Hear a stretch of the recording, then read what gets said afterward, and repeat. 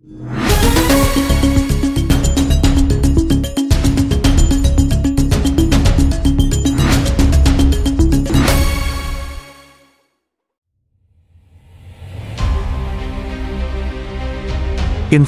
eksklusif di lapangan mengungkap skema pungutan liar, atau istilah pungli, dalam aktivitas illegal drilling yang melibatkan dugaan oknum aparat dan beberapa pihak. Bukti-bukti diantaranya bukti transfer atas nama inisial BKO dari Kesatuan Intel Kodim Sarko, berpangkat Sertu, yang menunjukkan adanya aliran dana haram yang terstruktur, dan menguntungkan sejumlah pihak, termasuk aparatur desa dan oknum militer.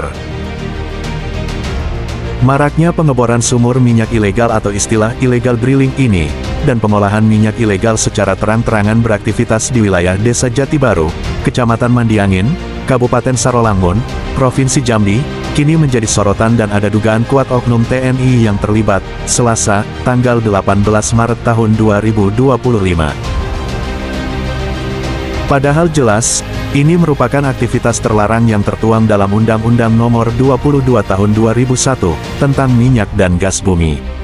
Hal ini dapat menimbulkan kehilangan pendapatan negara sekaligus berdampak pada kerusakan lingkungan. Investigasi tim media di lapangan menemukan aktivitas pengolahan minyak ilegal di wilayah tersebut dilakukan secara terang-terangan. Salah seorang warga ketika diwawancarai mengatakan, memang kalau masyarakat di sini sudah biasa melihat aktivitas pengolahan minyak, kalau di sini biasa kami sebutnya pok-pokan, minyak di daerah ini kebanyakan berasal dari daerah Senami dan Bungkuk KM51, lalu disinilah untuk pengumpulan, dan nantinya diangkut dengan mobil bertonase lebih besar, untuk menyuplai refinery ilegal yang ada di Sarolangun dan Sumatera Selatan. Seorang warga lain, ia juga pernah ikut bekerja terkait aktivitas tersebut mengungkapkan, ada dugaan oknum anggota TNI yang membakingi kegiatan pengolahan minyak tersebut, yaitu oknum inisial BKO dari Kesatuan Intel Kodim Sarko, dan oknum LSM inisial RB, serta juga Kades Desa Jati Baru berinisial JW, pemainnya yang punya pengolahan minyak ilegal tersebut. Konspirasi illegal drilling, dari Kades JW hingga oknum TNI, dari data yang diperoleh, setidaknya ada lebih dari 11 pengepul besar yang beroperasi di wilayah ini. Salah satu nama yang mencuat adalah Kepala Desa Jati Baru inisial JW tersebut, yang diduga turut serta dalam praktik ilegal ini. Fakta ini tentu mengecewakan, mengingat seorang kepala desa yang seharusnya menjaga kepentingan masyarakat, malah ikut bermain dalam bisnis kotor yang melanggar hukum tersebut. Lebih mengejutkan lagi, keterlibatan dugaan oknum TNI inisial BKO, selaku Intel Kodim dalam skema pungli ini semakin memperparah situasi. Selain itu, dua oknum LSM berinisial RB juga disebut-sebut ikut menikmati aliran dana dari aktivitas ilegal ini. Investigasi di lapangan juga mengungkap, ada pungutan untuk menjalankan pok-pokan. Agar aktivitas lancar, setiap pok-pokan harus membayar senilai Rp100.000 per drum, adapun pembagian untuk koordinasi dan pengamanannya sebagai berikut. 1. Kepala desa mendapatkan senilai Rp25.000. 2. Karang Taruna senilai Rp25.000. 3. Kodim senilai Rp10.000. 4. Aparat penegak hukum lainnya senilai Rp22.000, dan sisanya LSM berinisial RB.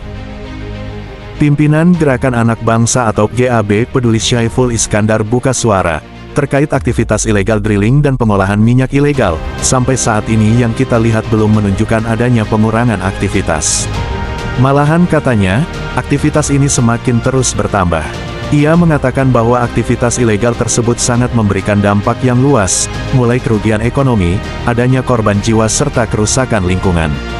Pengeboran migas ilegal ini masih banyak dan merajalela, dan tidak berkurang saya melihat.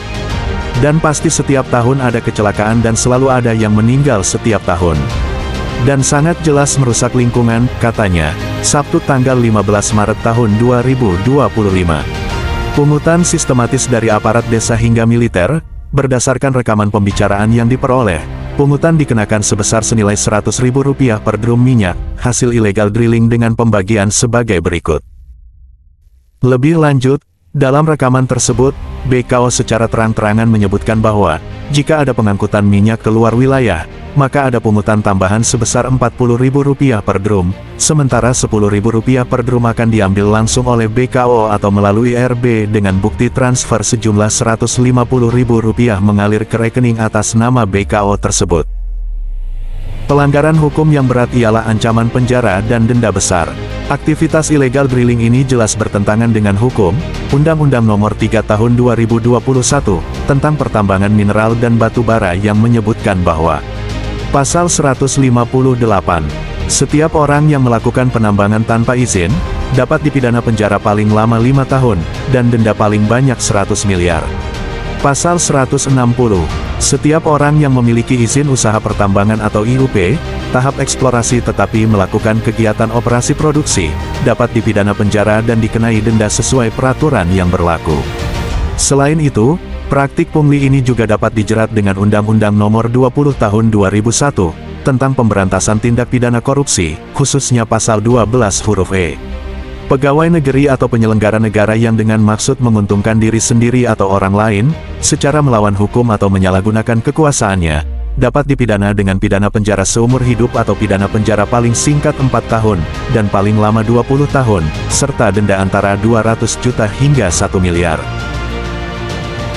Praktik illegal drilling yang melibatkan aparat ini bukan hanya soal pelanggaran hukum, tetapi juga mencederai kepercayaan masyarakat terhadap aparat negara. Kemana peran penegak hukum? Apakah ada upaya serius untuk membongkar jaringan mafia minyak ilegal ini? Skandal ini harus diusut tuntas. Aparat penegak hukum tidak boleh berdiam diri, dan harus segera mengambil langkah tegas untuk menindak semua pihak yang terlibat. Tim Investigasi Marah Tulis News TV, melaporkan dari Provinsi Jambi.